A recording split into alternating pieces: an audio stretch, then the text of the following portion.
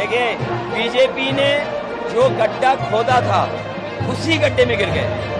उनका जो negative narrative था, जो नकारात्मक राजनीति थी, वो आज नकारात्मक राजनीति को कोई स्वीकार नहीं कर रहा। अपने खोदे हुए गड्ढे में बीजेपी गिर गई। मैं सबसे पहले बाराबंकी लोकसभा के उपस्थित सभी साथियों का बहुत बहुत धन्यवाद और आभार प्रकट करना चाहता हूं। मैं देख रहा हूं जैसे चरणों का चुनाव आगे होता जा रहा है, जैसे जैसे चरणों का चुनाव आगे बढ़ता चला जा रहा है,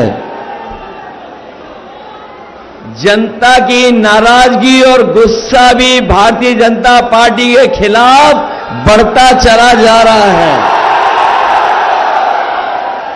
और आप देख लेना, जब 7वें चरण में वोट पड़ेगा तो जनता का गुस्सा 7वें आसमान पे दिखाई देगा।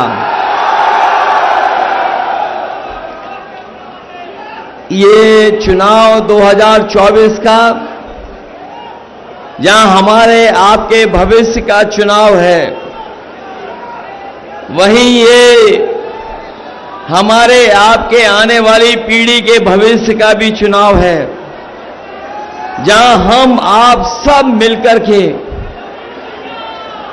समय समय पर ये बातें रखी गई आपके सामने कि जिस तरीके से कभी समुद्र मंथन हुआ था, ये 2024 का चुनाव भी संविधान मंथन का चुनाव है।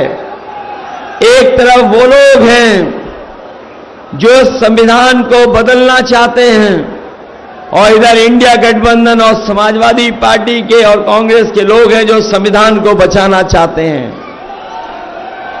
आज जो जन समर्थन अभी तक जनता का मिला है, हम ये कह सकते हैं जो संविधान बदलने निकले हैं, देश की जनता उन्हें बदलने का काम करेगी।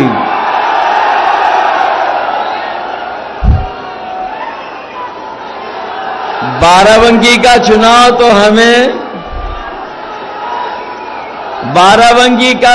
तो हमें लग रहा है ऐसा कि बाराबंकी बनाम झूठी गारंटी का चुनाव होता जा रहा है। ये लोग जो झूठी गारंटी दे रहे हैं, इस बार बाराबंकी के लोग इनकी घंटी बजा करके वापस भेज देंगे। ये ऐसा चुनाव है जहां जनता ने अपने आप हाथ में चुनाव ले लिया है, और जनता मन बना करके बैठी है कि इस बार ये डबल इंजन वाले बचने वाले नहीं हैं। मैं लखनऊ से लेकर के जहां जहां गया हूं, वहां मैंने देखा है कि बड़े बड़े डबल इंजन वालों की होर्डिंगें लग गई हैं। जो ये डबल इंजन की सरकार बोलने वाले लोग, इन्होंने बड़ी बड़ी होर्डिंगें लगाई हैं हर शहर में, और जब होर्डिंग देखोगे कई जगह एक इंजन गायब है, लखनऊ वाला इंजन गायब है। और सुनने में आया है कि बाराबंकी का इंजन तो इन्हें पहले ही बदलना पड़ गया था, और जब बाराबंकी के लोग 5वें चरण में वोट डालेंगे तो रहा बचा जो एक इंजन है वो भी गायब हो जाएगा। दिल्ली से सरकार बचने वाली नहीं है। पिछले 10 साल और उत्तर प्रदेश के 7 साल का हिसाब किताब अगर मांगे तो इन्हें 17 साल का हिसाब किताब देना है। दिल्ली के 10 साल और उत्तर प्रदेश के 7 साल सरकार के, बताओ इन 17 सालों की सरकार में बीजेपी की हर बात झूठी निकली कि नहीं निकली? इनका हर वादा झूठा निकला कि नहीं निकला? और जो लोग कहते थे हम किसानों की आय दोगुनी कर देंगे, बताओ हमारे किसान भाइयों, अगर किसानों की आय दोगुनी हो गई हो तो बता दो। ना आय दोगुनी हुई, और जो हमारे किसानों को लाभ मिलना चाहिए था, जो मदद मिलनी चाहिए था, जो सरकारी योजनाओं से लाभ पहुंचना चाहिए था, वो भी ये सरकार हमारे किसानों की मदद नहीं कर पाई। और लागत जो बढ़ी महंगाई के कारण, लगातार हमारे किसान महसूस कर रहे हैं कि हर फसल की लागत बढ़ती चली जा रही है। जहां लागत बढ़ रही है वहीं हर चीज इस सरकार ने महंगी कर दी, चाहे वो कीटनाशक दवाई हो, चाहे डीजल हो, और चाहे जरूरत का सामान हमारा किसान खरीद रहा हो, हर चीज सरकार ने महंगी कर दी। और हमारे किसानों को वो समय भी याद है जिस समय किसानों के खिलाफ दिल्ली वालों ने काले कानून लाने का काम किया था। ये हमारे किसानों की जमीन छीनना चाहते थे, ये हमारे किसानों की पैदावार जो होती उसको लूटना चाहते थे। लेकिन हम अपने किसानों को बधाई देंगे, न केवल उत्तर प्रदेश के किसान बल्कि देश के किसान एक हो गए और दिल्ली में लगातार बैठे रहे, और तब तक नहीं हटे जब तक सरकार ने काले कानून वापस नहीं ले लिए। सरकार को झुकना पड़ा, हजारों हमारे किसान शहीद हो गए, लेकिन हमारा किसान पीछे नहीं हटा। किसान तभी पीछे हटा जब सरकार ने काले कानून वापस ले लिए। हम अपने किसानों को कहने आए हैं, ये भारतीय जनता पार्टी के लोगों ने दिल्ली में सरकार में रह करके बड़े बड़े उद्योगपति, बड़े बड़े लोगों के कर्जे माफ किए हैं, और कोई छोटा मोटा कर्जा माफ नहीं किया है। अगर सभी बैंकों का कर्जा जो माफ हुआ है उसका हिसाब किताब लगा लें तो 16 लाख करोड़ कर्ज माफ किया है। बड़े बड़े उद्योगपतियों का 16 लाख करोड़ माफ कर दिया। और जिस समय 16 लाख करोड़ रुपए माफ किए जा रहे थे, उस समय बीजेपी के सरकार के लोगों ने नियम बनाया कि जिनके भी बैंकों में जो पैसा उन्होंने लिया है और 5 करोड़ से ज्यादा का कर्ज लिया है, उन्हीं लोगों का कर्ज माफ होगा। हमारा किसान मायूस रह गया, क्योंकि हमारे किसानों का तो लाखों में कर्जा है, करोड़ों में कर्जा नहीं है। इसलिए हम अपने किसानों को भरोसा दिलाके जा रहे हैं। इंडिया गठबंधन ने तय किया है, आने वाले समय में 4 जून के बाद इंडिया गठबंधन की सरकार बनेगी, हमारे किसानों का पूरा कर्ज माफ होगा। न केवल किसानों का कर्ज माफ होगा, बल्कि हमारे किसान लगातार अपनी पैदावार, अपनी फसल का मूल्य मांगते रहे हैं, कीमत मांगते रहे हैं। अपने किसानों को उनकी एमएसपी का भी कानूनी अधिकार दिलाने का काम इंडिया गठबंधन और समाजवादी पार्टी दिलाने का काम करेगी।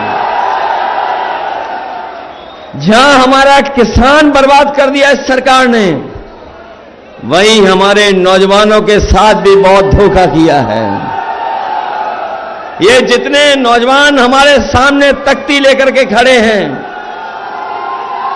ये तमाम नौजवान जानते होंगे कि जब जब ये तैयारी करके गए, इन्होंने कोचिंग की, मेहनत की, परीक्षा दे करके आए, और जब परीक्षा अच्छी हो गई और घर वापस लौट करके आए तो उन्हें पता लगा पेपर लीक हो गया। ये नौजवान जो खड़े हैं, केवल एक पेपर लीक नहीं हुआ है, इस सरकार में 10 पेपर से ज्यादा लीक हुए, पेपर लीक हुए हैं। सब पेपर लीक हो गए। और हाल ही में हमारे नौजवानों को याद होगा कि जब पुलिस भर्ती का इन्होंने फैसला लिया कि पुलिस भर्ती 2 दिन परीक्षा कराई जाएंगी, और सरकार ने भरोसा दिलाया कि इतनी सुरक्षा के इंतजाम हैं कि कहीं भी पेपर लीक नहीं होगा। हमारे नौजवानों ने तैयारी की, मेहनत कर करके गए, वहां पर पड़े रहे, ऐसे ही रुके, कहीं रुक पाए नहीं रुक पाए, स्टेशन से लेकर के अपनी गाड़ियों में सोते रहे, परीक्षा दे करके आए और जब घर लौट करके आए तो पता लगा पुलिस भर्ती का भी पेपर लीक हो गया। हमारे नौजवान जानते होंगे कि इस सरकार ने कोई परीक्षा नहीं करा पाई। पता नहीं ये सरकार कैसी है जो अपना लीकेज नहीं रोक पा रही है। हर पेपर लीक हो रहा है इनका।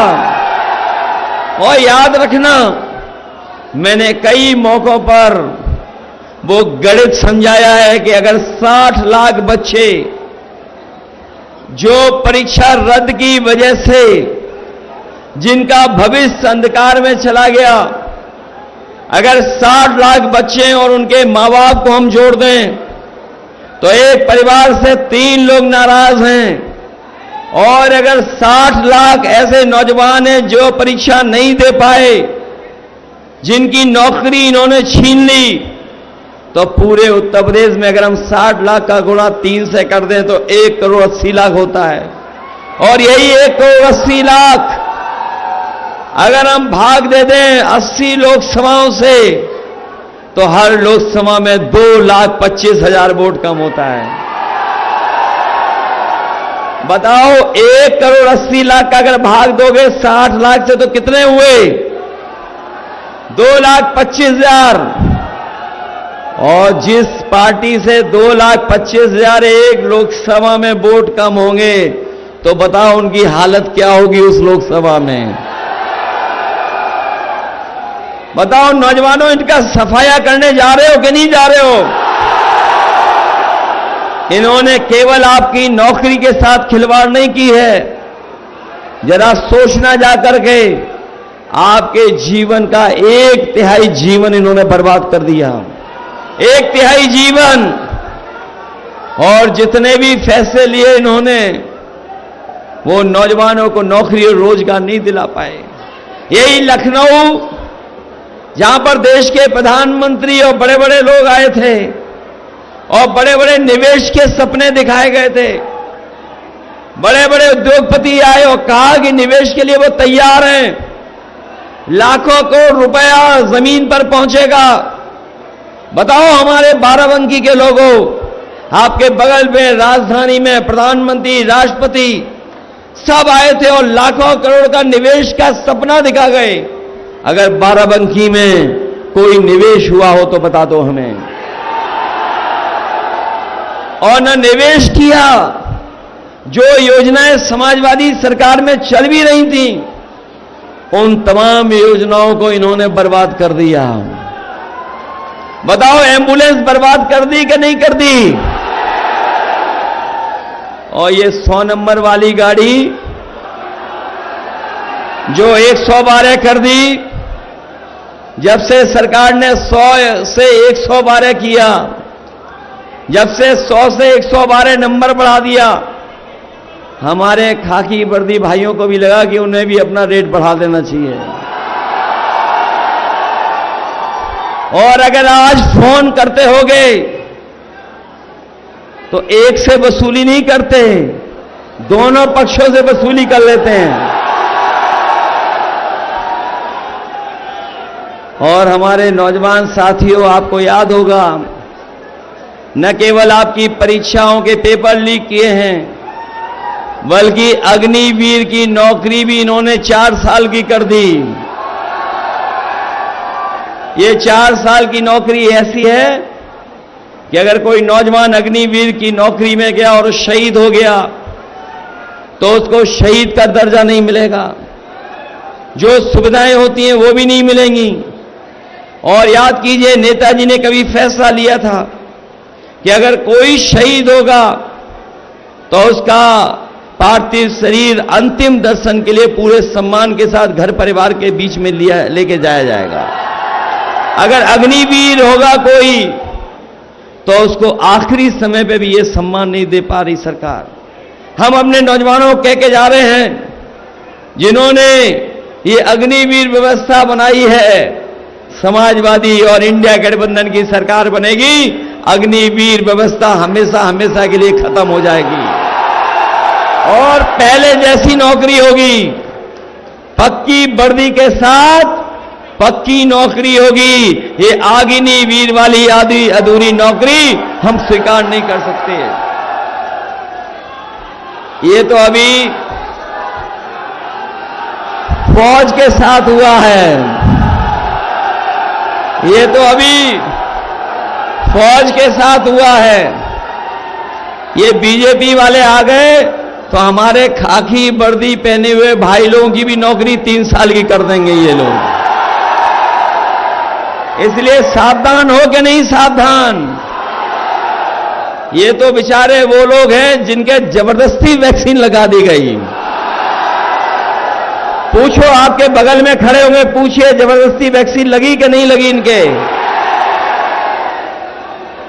और अब वैक्सीन वाली कंपनी कह रही कि हम वैक्सीन वापस ले लेंगे।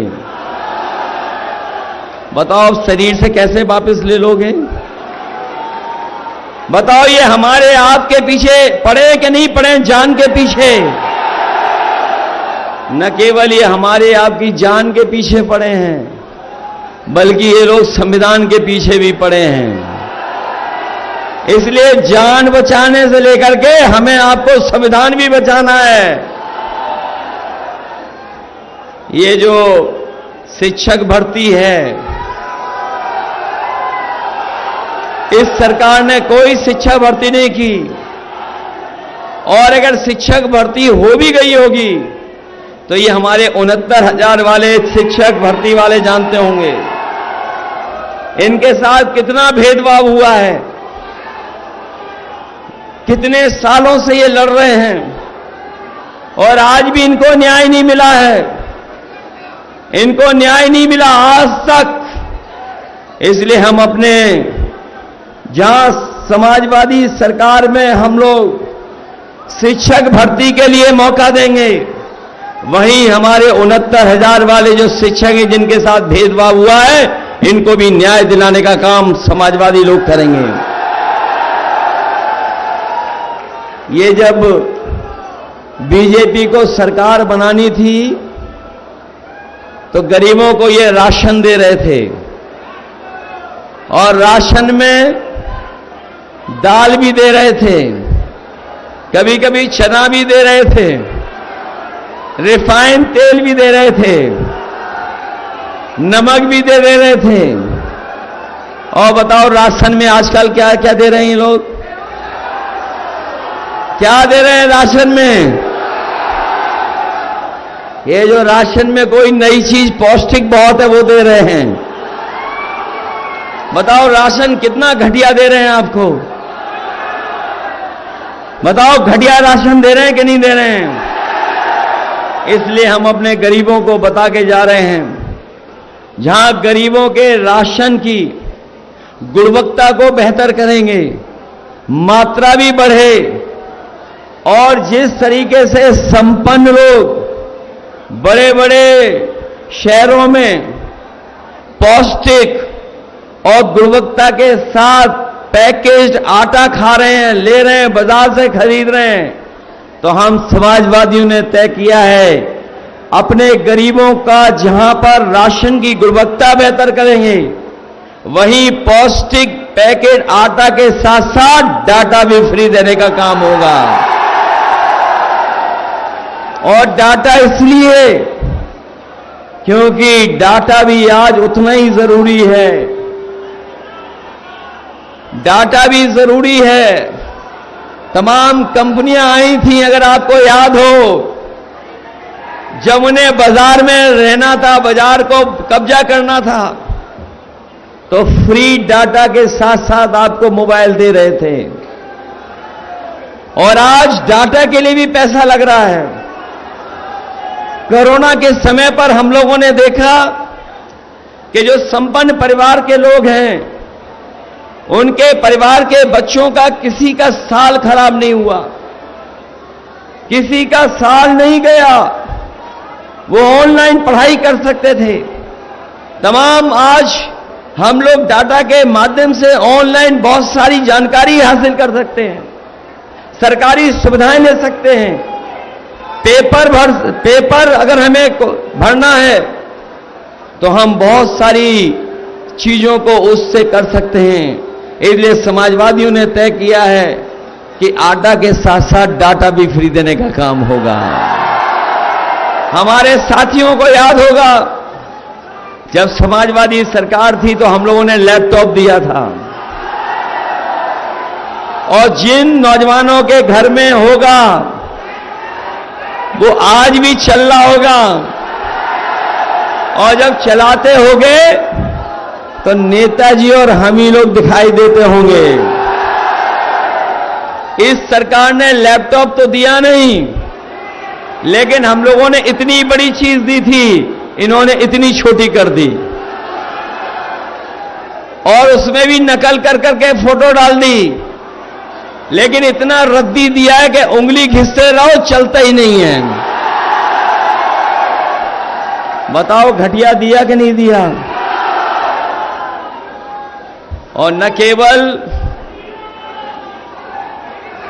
इन्होंने नकल कर करके घटिया दिया है, बल्कि हमारे किसान भाई जानते होंगे कि इन्होंने बोरी से भी चोरी कर ली।